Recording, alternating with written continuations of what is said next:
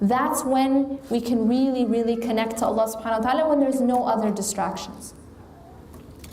Another very important way to stay connected to Allah is through dua. Asking Allah subhanahu wa ta'ala all the time, always talking to Allah. You can imagine that with a friend. How do you become really, really close to a friend? You guys are constantly communicating, right? You know, you're either talking on the phone, or you're text messaging, or you're on Facebook, but you're always connected with this person through constantly communicating with them, constantly talking with them. When you're constantly talking to Allah subhanahu wa ta'ala, communicating with Allah subhanahu wa ta'ala, it builds that relationship with Him, and it becomes like a friend. Then actually when you go to the salah, you feel like you want to go because you are going to talk with a friend, versus it being a burden.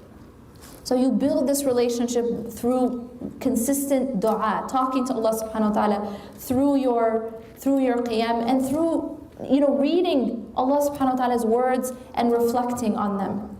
So we ask Allah subhanahu wa ta'ala this, that He protects our hearts from drowning in the ocean of dunya. We ask Allah subhanahu wa ta'ala to purify our hearts, to keep our hearts truthful to Him, to keep our hearts sincere. أقول قولي هذا واستغفر الله لي ولكم إنه غفور رحيم. سبحانك الله وبحمدك نشهد أن لا إله إلا أنت نستغفرك ونتوب إليك. والسلام عليكم ورحمة الله وبركاته.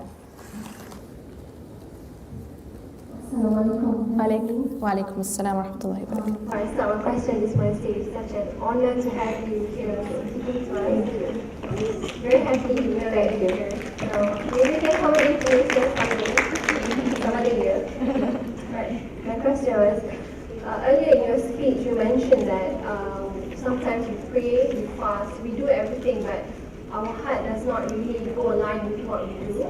And I do experience this sometimes, And how do you ensure your heart goes along with your ibadah, with your prayers, and with the things you do for Allah? How do you move your heart along? So that's my question.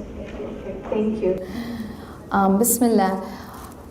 It really, it's this whole process that we talked about today. It's these kind of reminders, these steps, if you will, that we talked about today, is about that journey of the heart. How to take that heart to Allah subhanahu wa ta'ala, and how to purify the heart. This is ultimately a journey of purification, because we want to end up with Allah with a pure heart, which means we have to purify it while we're here.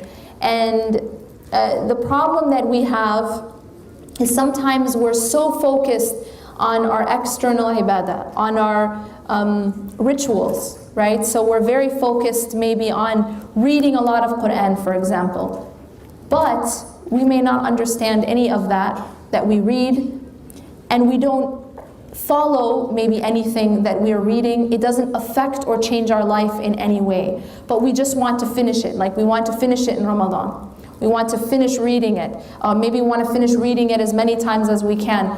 But if it's not changing us, if it's not affecting us, then it's not fulfilling its purpose for which it was revealed. And that's to transform us, to transform our hearts, to transform our lives.